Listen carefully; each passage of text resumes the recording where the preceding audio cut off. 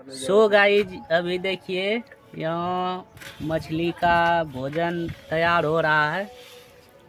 इसमें है रसगुल्ला, छेना बहुत सारा है, पेड़ा उड़ा है और ये रहा अमरीश जो कि मछली का भोजन तैयार कर रहा है और आगे दिखाएंगे भोजन वो खिलाएगा मछली को। तो हम लोग अभी भोजन ले चल दिए हैं। अभी आगे में पोखर है, उसी में भोजन देंगे हम लोग। तो देखिएगा, आगे वीडियो दिखाएंगे।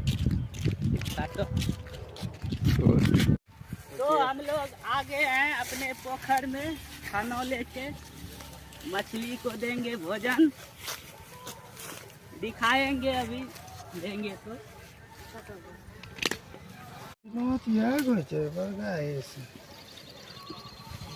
बट्टुम ले कोचिन ले